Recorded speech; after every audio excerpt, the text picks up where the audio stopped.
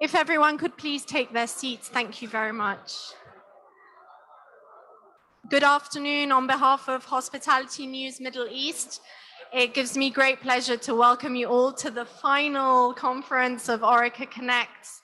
Thank you for joining us, and for our partners, Odema Consulting Services.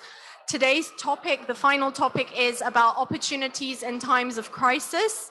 And I'm sure the discussion will be very enlightening. Unfortunately, we have one panelist who's unable to join us, Joseph Ajouri. But in all cases, I'll hand over to our moderator, Naji Mouros of Odema Consulting Services. Naji, over to you. Thank you very much. Thank you and welcome to Horeca Connect conferences. We're going to speak English because Olivier is one of the few French people that lives and invests in Lebanon, and so voilà, ما راح يحكي عربي بس فيكم ترتاحوا وتحكوا عربي إنجليزي, it's fine. So we are really amazed to have you, the four of you today, because you are investing in Lebanon, despite what's happening, despite the crisis, with all the challenges that you are facing. So maybe I'll start by introducing yourselves. Sorry, I forgot. So we have Maya Brahim Shah from Beit Al Baraka. We have Olivier Gagné du Parc from Kintsugi Boutique, Boutique Hotel or Guest House and Restaurant. We have Eddie Noon from Beit Noon in Meshmesh. It's a guest house also, opening very, very soon. Very soon. Yeah, and we have Risha Rustom from Husk, best burger in town, and he just lately opened an Italian restaurant called Tom and Mats.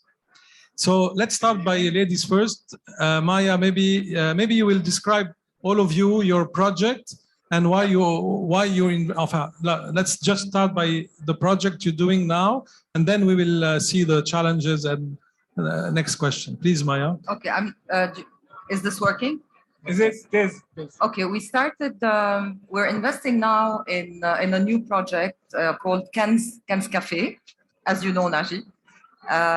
We believe very much in this project because Lebanon is going through a period of change, and we consider that this change is very positive because for the past 30 years, the identity of Lebanon has changed because of the laws that were adopted. And Lebanon has always been a country that produces food. We've been in the culinary business for 12,000 years. The first Friki plantation was 12,000 years old. So going back to these roots is what's going to change Lebanon now. And part of this is, of course, the hospitality business. So I think, as always, Lebanese people love to go out, love to have dinner, love to eat, love to entertain.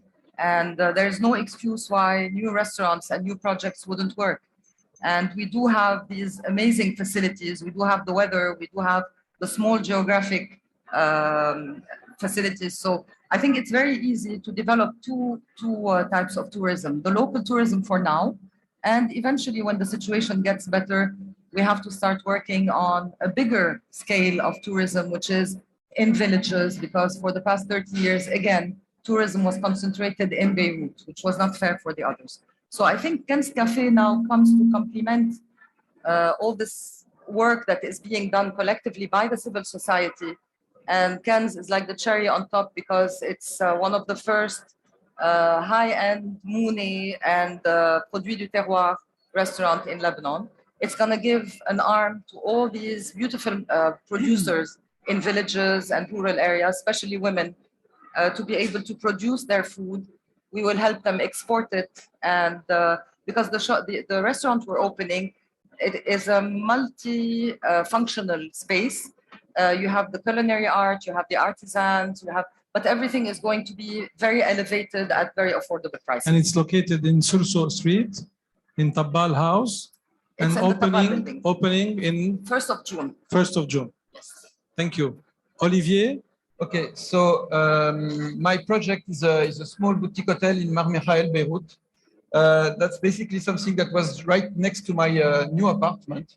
It was there and it was empty, so I decided to go and see the owner of the building to see if it was available, which it was. So I've checked the market and I've checked what I could do with it because it was a little bit, it was not destroyed, but there were some work to do due to the 1st of August explosion.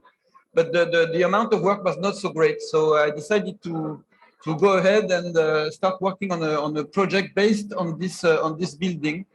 And for me, it was not only something that I've been wanting to do for many years, but it was also a market opportunity because there's not a lot of boutique hotels in Beirut of this size and of this, let's say, charm, because it's a small house. So there was also an opportunity because it is situated in a neighborhood that's been completely rebuilt and that is reviving after what happened 2 years ago. So this is what kept me for another amount of years in Lebanon. Inshallah. Inshallah. Yeah. And this is expected to open this year? It is expecting to open this year, 2022, yes. Great. Yeah. Spring or summer. Bravo. Yeah. Eddie, oui. Would you tell us more about yes. Beit Noon? Beit Noon. Beit Noon is a childhood dream. We have a property in Mishmish, Jbeil. We are at 1,200 meters above sea level, and my grandfather built this house. It's on a 30,000 square meter plot, and there are many houses in this plot, many old houses.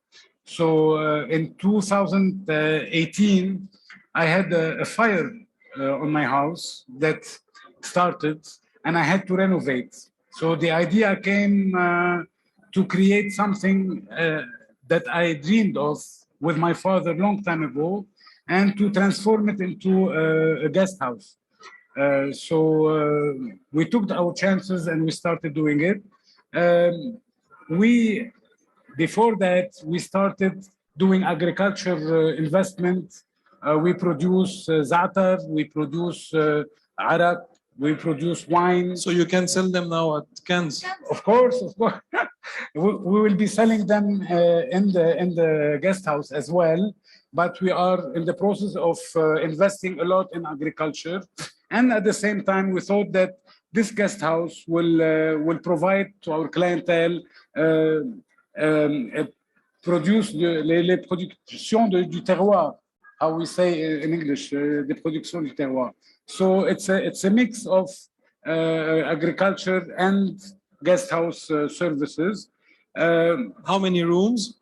We will have between 10 to 12 rooms in the first phase, hoping to expand in the future to different areas because the property is quite big.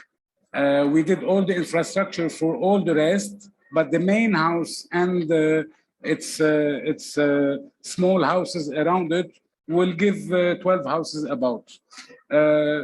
We have thought about, of course, we compared ourselves to other guest houses all over Lebanon, and we're proud to to provide to our clientele. Like we have a bistro, we have a pub, we have an infinity pool. Your position on the mid-high, right? Mid-high segment? Yes, definitely. We're trying to identify ourselves with a certain segment. And when are you opening? Actually, we're starting our training the next week, and hopefully we'll be open in the first week of May. Inshallah. Bravo, thank you. Richard? Yes. So it all started with a fundamental question. Are we going to stay here or leave? Okay, so my answer to myself was, I'm going to stay here. I'm not going to quit here. So by staying here, so I should do the best of it. Having started Husk, the first brand that I'm a co-founder, it was kind of a steady operation. So I started to think about a new project. And the idea came to have an Italian-American restaurant, which is called Tom and Mott's. So why Italian-American? Because you know that the concept of Italian food is really like diverse. Even in Italy, it's different from north to center to south. And Italian-American cuisine exists in the US and people love it. And us as Lebanese consumers love this comfort food, which is not like bound to strict rules of culinary rules. So it started as a pizzeria, as a concept of pizzeria, and it has evolved to be a full Italian-American menu. It was challenging at first because the situation last summer was really hard. Yeah, we'll get back to the challenges. Yes, yes. It was really challenging to bring it to life, this project. But now that we are operational... You opened last month? We opened on December 22nd. Wow. So it is almost 3 months old. Thank God, يعني, for now, business is excellent. Consumer feedback is very good. We are keen on always improving our operation, always delivering the best and better. And we are keen on delivering quality products with reasonable prices. So this is our main. Thank you. Maybe you will share with me an applause to these people, because really they deserve investing in this time and these times of turmoil in Lebanon. Really. Definitely. So bravo. So what are your challenges? Let's discuss that. Are you crazy people? Are you very rich people? Are you, I don't know, what's happening? Why are you investing nowadays in Lebanon? What's happening? Maya, what's the reason behind this investment now? I mean, you're spending a lot of money. Until 2019, I would have never invested $1 in Lebanon. And now is the right time. Things are changing for the best. I agree. I think what's coming is exactly what should have been done a long time ago. Bravo. And and young people want to work. There is so much talent in Lebanon, but everything was in a bubble before, and opportunities were not equal to everyone. Today, this has changed. The bubble has burst, and young people are getting more opportunities. This is why we don't face any challenges right now. Believe it or not, opening this restaurant and this culinary center has been an amazingly easy trip compared to all the difficulties that we're having in Beit al-Baraka. Ken's has been just a very smooth and, I mean, we've been finding people and talent with no problem whatsoever because we work with young people. The more you empower youth, and the more you'll be able to achieve your goals, especially in the hospitality service. Olivier, maybe you're the craziest because you're not even Lebanese. Yeah, exactly. So what's happening with you? Why are you staying in Lebanon? Why are you staying in Lebanon, and why are you investing in Lebanon? I'm staying in Lebanon because I've been living in Lebanon for almost 20 years, and I kind of prefer it to Paris. I was about to say that the weather is nicer, but obviously not these days. So basically, I've had all my professional life here, all my professional network, and my clientele is here. So for me, it was even before the 1st of August, it was obvious that I had to stay here and try to find a new adventure. So right now, I'm building this project of the hotel. So I'm in the investing phase. which is a little bit challenging because you need to convince people to put money in a project in Lebanon. But it's going so far so good. But as Maya said, I think it's a great opportunity to give the chance to the ones that are staying to do something with their life and their country and their city, and to prove themselves that they can do something great. And as we're all entrepreneurs here, and our job is also to give this opportunity to these people to do something. And I love to share experience and to try to take someone and make something good out of it. That's what I've been doing on a small scale, but still.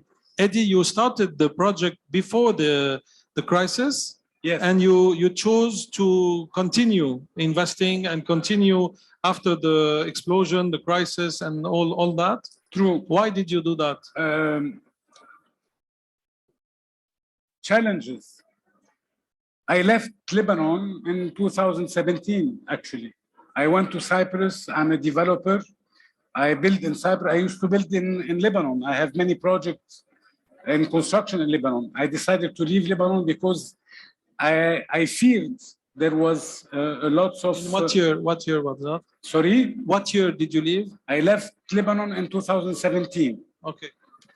And the challenges that Maya spoke that she did not face, actually, did not face these challenges that I personally faced when I was in Cyprus.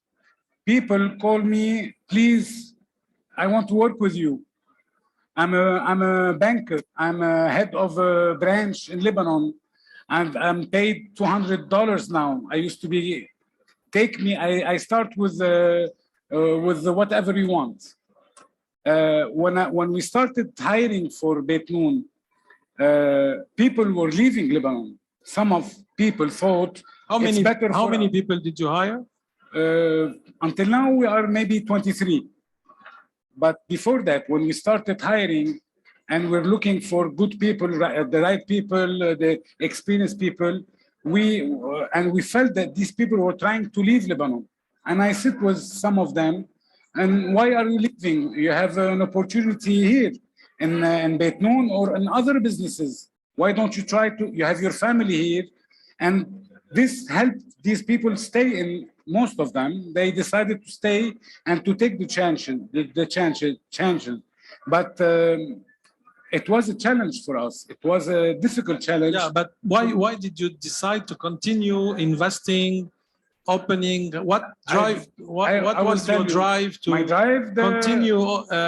Despite all the events. My drive is the local tourism. My drive is that we provide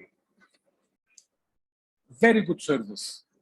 We provide a very good quality of food. We provide very good quality of hospitality. I lived outside Lebanon for many years in many countries. Nobody has the services we can provide. So we are very good in this. Instead of exporting this service, why don't we do it ourselves here? Okay. It's very simple. Richard, are you making so much money with Husk that now you can open another different concept? Why didn't you invest in Husk number 2 or number 3? Why did you choose to open a new restaurant and a new concept? Well, isn't it this risky? Well, actually, I wanted to diversify my business portfolio. So, of course, we can do Husk 1, 2, 3. But it was a decision to do a diner here, an Italian place here, maybe next year a Lebanese place, a Lebanese restaurant, no one knows. So my approach to business is to diversify, but keeping it with the things that I know how to do. I will not go do like a Japanese place. I don't know anything about Japan. So I know Lebanon, I know the Mediterranean, I know Italy, I know Spain. So I do what I am good at. This is it. It's very good. So coming back to the challenges, the biggest challenge was the human resources. Exactly. So the human resources, the experienced people fleeing the country, searching for a better salary, was the biggest challenge. So nowadays, it's very hard to have like a really solid team that are willing to be loyal to this institute that they're working for. So currently, we're searching for a certain criteria of people. As yesterday, we had a panel about HR, and we were discussing the payment methods. Are you all paying your employees in dollars or in Lebanese liras? We are paying in Lebanese lira, but our salaries are quite good. So our salaries are quite good. They're not enough to like survive this inflation, that we cannot meet this inflation. But I think that we are paying above market price for our employees. So how this is how you manage to retain them? Exactly.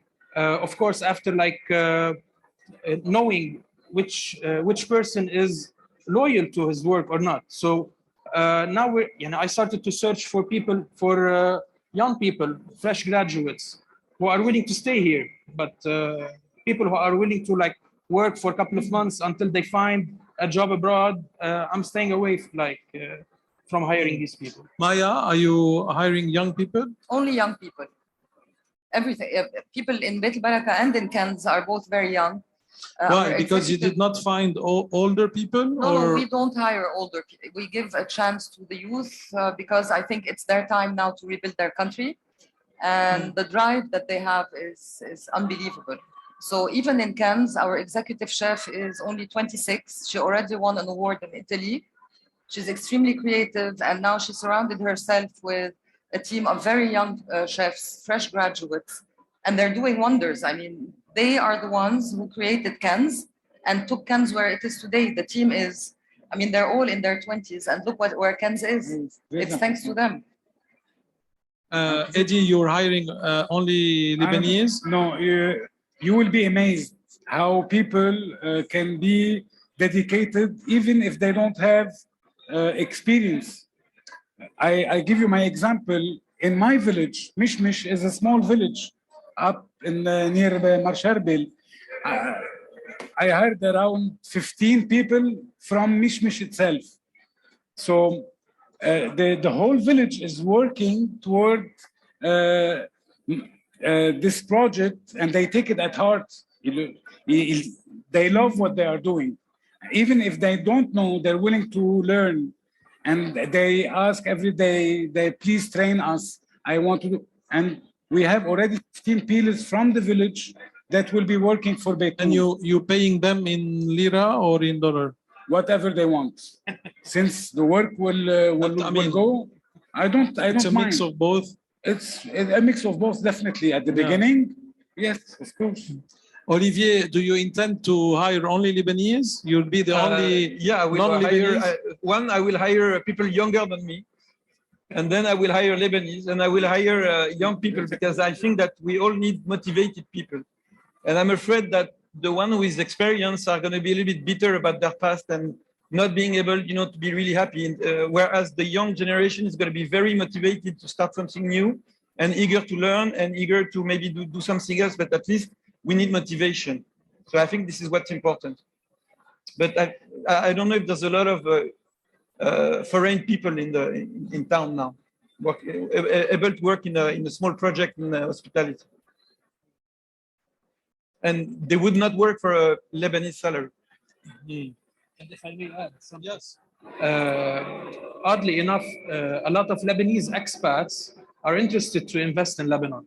So also, like Maya said, some people see it as crisis, some people see it as opportunities. So myself also, I saw it as an opportunity. A lot of Lebanese expats, and my partner is a Lebanese expat. He invested in Lebanon during these times, and he also shares this positive thinking and this positive vibe. So even though situation is not beautiful as we see it now, we must always surround ourselves with positive people and positive mindsets. So where are the opportunities? You as investors, where do you see, besides your projects, where do you see the opportunities today in Beirut? Maybe you can see things that other people don't see. You see, you said Lebanese restaurant, for example. Yes. I don't see opportunity as much as I see that if I provide a good product and a good service, the Lebanese consumer will come and pay for it. So this is my opportunity. My opportunity is not being like anyone else in the market. My opportunity is being different, is being honest in my work, and Lebanese consumers are like enough to make my business survive, at least until this crisis is over, until we have tourists flocking into Lebanon all over again. This is the opportunity that I see now. If you want to, we learn from our mistakes as Lebanese people. I think the opportunities we have today and we have to face is industry. We invest in our own industry. We do our own industry, agriculture. We have beautiful land. We have the soil of our land is one of the best soil in the world. People came from France to look at the wineries, and they spotted many pieces of lands that are not being used, are heritage, unused lands. And they know for a fact that this land can produce and can give you. And I definitely believe invest in agriculture, invest in services, invest in, of course. Maya, I'm sure you have a lot to say. I believe in the agro industry.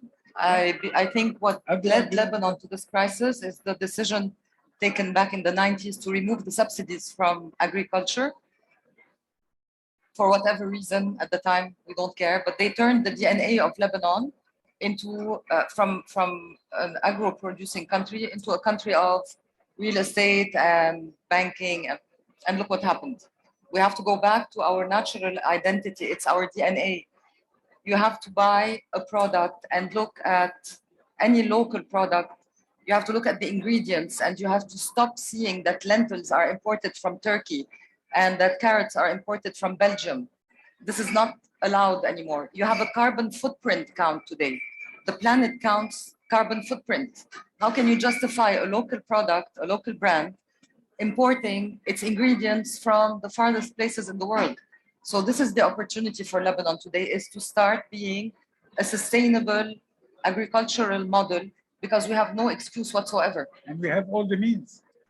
Yeah. White gold. Here, the forum here is full of local products. I can see that. Yes, I saw that.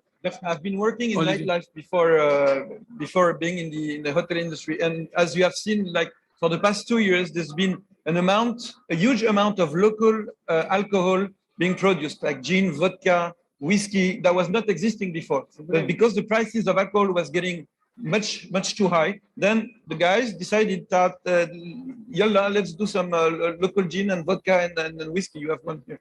So there's also, I mean, opportunities are everywhere actually, because I think that the Lebanese from birth is an entrepreneur. He wants to do something on his own, and he wants to show the world is the best. So it's very easy to find ideas, and crisis open up doors, of course.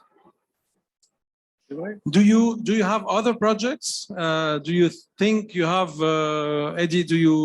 Are you still investing in projects besides this one, Beit Noon? Of course, definitely.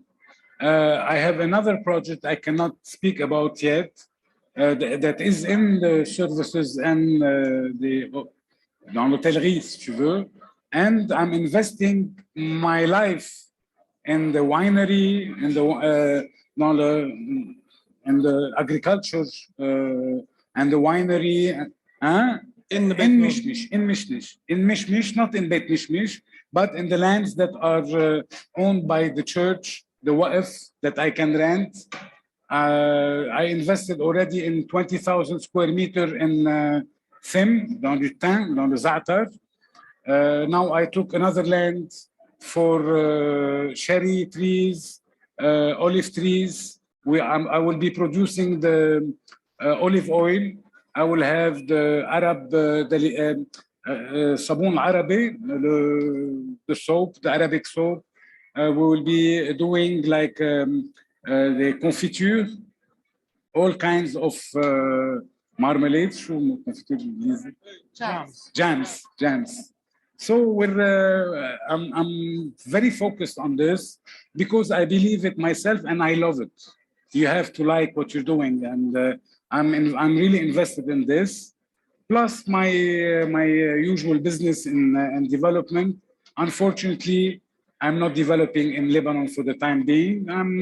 I'm engaged in different other areas, but hopefully things will go back to its normal pace. Richard, how easy it is to find the location today? Do we have plenty of empty locations for restaurants? What will help you find another opportunity or what will convince you also to open the Lebanese project? Well, finding locations now is easier than before. You can find easily a vacant location for rent in Beirut, in Matan, wherever you want, because unfortunately, a lot of shops have closed down. What drives me to open a new concept is what I'm seeing from Husk or Tom and Mutz, and what I'm gaining from these two brands. So these two businesses really drive me to open more concepts. Actually, now we are discussing with my partners to invest our profits into this new project. So maybe we will not distribute any profits for the first year in order to fund this additional project. So we are really convinced that the food and beverage industry in Lebanon is really good. If you work good, if you're honest with your customer, you can work, you can sell, you can do a profitable businesses. So the drive for me is my existing business. I cannot say anything more. And knowing that this crisis will not last too long, in my opinion, in my analysis. So I think we're at the end of this crisis we're living now. Hopefully. Olivier, how did you find this opportunity? I mean, were you looking for a guest house or a restaurant bar? Is it an opportunity that came to you, or you had this idea that you wanted to implement? How did it all start? I was living next to the place and I saw it, and I wondered what was happening with it because I knew the ex-tenants. So I called them and I asked them, what are you going to do with it? And they told me, we left it. So basically, I called the owner. At the beginning, I wanted just to do a restaurant and bar on the ground floor. But the owner told me, no, I want to rent the whole building. So I looked it up and I decided to go for the hotel because anyway, it was more interesting. Because a hotel is a way to... So an opportunity. Yeah, but let's say I created it. But because it was an empty space. How are you dealing with the money, the banks? How are you paying your contracting? How are you paying your, how do you do? Bags like this, bags of cash. It's really hectic to manage cash nowadays because we have become a cash economy, unfortunately. It's not our fault. We're not the ones to blame if we're charging cash and we're not accepting cards because it's not our fault as a restaurant. So that's it. So that you told me as Beit Noon, for example, for the contracting and the development, you had it was a hassle to do that. It's a different way of dealing with a contractor. I'm a contractor myself outside Lebanon. I'm a developer and I do this.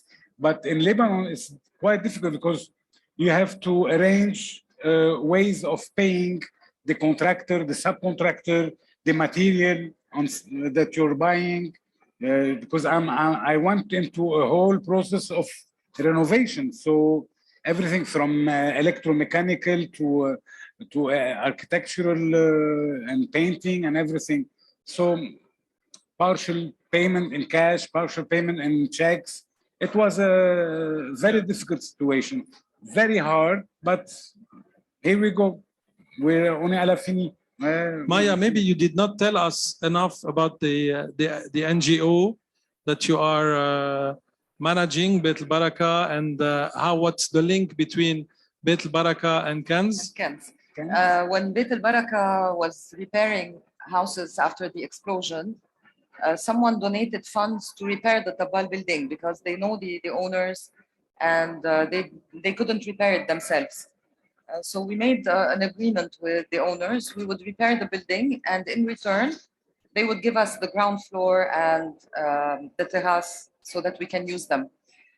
And consequently, the idea started developing. And we said, why don't we take all these Moune products, because we are producing high-end Moune. And we believe a lot in the concept of your own product leading your entire country. You can be financially very comfortable if you just have a vision of how to develop one product. Peru started with the quinoa. Quinoa it's another protein source of protein. It's nothing more important than lentils. It's just about marketing and vision. They took quinoa from the lands of Peru and sold it all over the planet. You have millions of people around the planet who want to eat za'atar. And I think only with za'atar and the kharoub, if you have a proper marketing strategy on a governmental level, you cannot enrich just your country, you can enrich the entire region. So this is one of the things that Beit al Baraka does. It's find alternative ways for families to be able to become sustainable. And gradually the link between Kanz and Beit al Baraka was set around the food industry. And so we started empowering people with the products that they produce, and at the same time giving them an arm to be able to export it. Now we have some very bad decisions, unfortunately, that the government is taking about export, but we'll soon be rid of these bad decision makers. So I mean, we try to find solutions, and every time we find solutions, somebody comes and blocks it, but it's fine, it's gonna pass. So I think this is the only way for people like all the people here who work in the agro industry to take this country to a whole different level, because the vision of Lebanon has to be based on its produce. One of our collaborators here is standing in front of me, for example, Solar. I mean, the oil he has, the olive oil he has, is one of the best in the world. If only this person has enough influence to drag the entire olive oil producers in Lebanon, you would take the country to another level in terms of export. You have so much talent. I mean, I'm just looking here and look at this talent.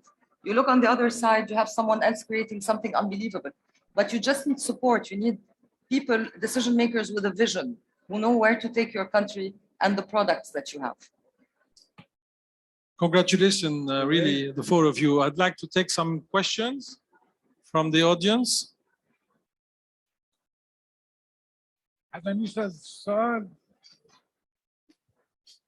I don't have a question, but I have a big thank you to say to you, because really, thank you all for the good vibes and for the positive vibes and for giving us hope in this country. We need so much, and I think really it's been a really we need so thank you.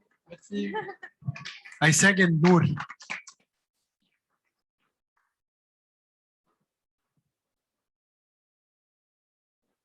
Someone has a question? Jumana? Please. You're an NGO investing in food and beverage. Kanz is not an NGO. قرب الميكرو, please. I'm just lazy. You're an NGO investing in a restaurant. No, please. Beit al Baraka is an NGO. Kanz is a social enterprise. So it's a profitable business. And all its profits have to go to Beit al Baraka. So whatever you're going to come eat or buy in Kanz is going to sustain Beit al Baraka. It's a non-profit. What do you think about private entrepreneurs or personal entrepreneurs? Do you know, do you think there is a possibility for young entrepreneurs at the moment in Lebanon who are not backed up either by NGOs, either by investors or either by other businesses? They should invest now. They should. Whoever has a little We bit have of someone money behind now, you. Yeah.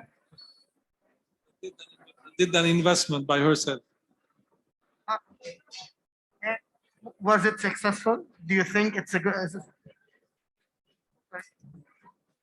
You know, because a tech has very tech or has incubators. Food and beverage and the hospitality, I've never seen, to my knowledge, anyone incubating entrepreneurs in Lebanon in that sector. This is what I mean.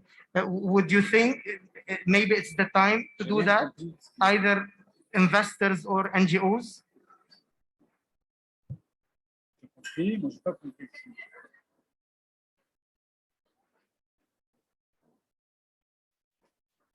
I did not get the question exactly.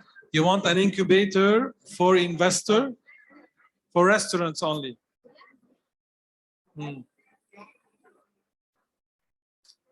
It's a nice idea. I mean, you could propose that, but you need the investment. So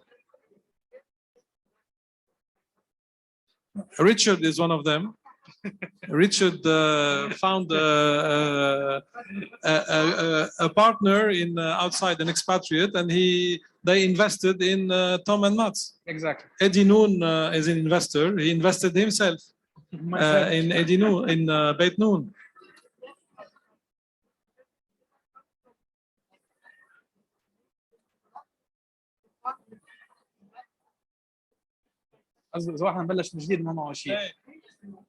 Yeah, it's a good idea. It's a good idea. You should explore that with other maybe funds. You have some in Lebanon. Maybe the syndicate. Talk to the syndicate of restaurants. Thank you. Yes. So hello, my name is Sumaya, and I'm the owner of Horeca Snacks. It's a cookie and a ma'amoul and an energy bar bakery in Lebanon. And just to answer your question, there are a lot of people investing in entrepreneurs and in F&B in Lebanon. So you're in a good and fertile ground to find investors. My question is to Maya, mostly because I admire you as a woman and everything that you have done. But I have a question to you specifically about focus, because one of the things that I have done is I've consistently focused since 2016 on I do healthy snacks in Lebanon, and I have successfully sold them in the domestic market and in the export markets. Today, as Beit El Baraka, which I extremely admire, you have diversified your portfolio as a NGO into the academic world, education, infrastructure, and rebuilding after the explosion, social insurance for the Shaykhuha, which is something that I have the utmost respect for you, and now developing cans. How do you, as an owner of an NGO, have the ability to diversify and to succeed in all these different domains, seeing that I am today very conservative? I'm someone that's very conservative. I do not take too much risk with the crisis. And so please, if you can share a little bit.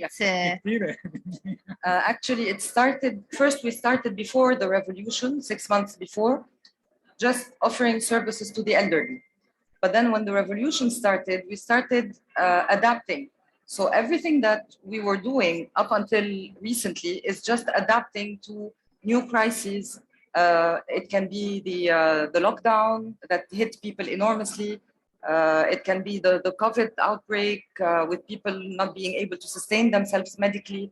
Currently, the financial situation that is putting at risk also all these students who, because 70% of Lebanese students are in private schools. So the focus is on the Lebanese family. And this is what we do. We always keep, and when you come to our office, you will understand it, because all the pictures that we have on the walls, and God knows we have a lot of pictures, they're all about the Lebanese family. So how do you empower this family? You give them food, you give them a pharmacy, medicine, you give them a house, especially for the elderly. And the most important is you give them the ability to sustain themselves so that they don't need you eventually, because Beit al-Baraka and all the NGOs in Lebanon are in a transitory phase. We should all keep in mind that no NGO should stay functioning once you have a proper government. We should shut down and then go do something else. We can be an NGO, but for animal rights, for something a bit more normal. So this is our focus. It's just the Lebanese family and everything that keeps the Lebanese family safe. So Kenz was like just the way to empower these, especially these women in rural areas, but it's always under the umbrella of sustaining the Lebanese family. Lebanese family. Someone else? Question? Okay, thank you. Thank you very much. Thank you. Olivier, Maya, Eddie, and Richard. Thank you, Nazi.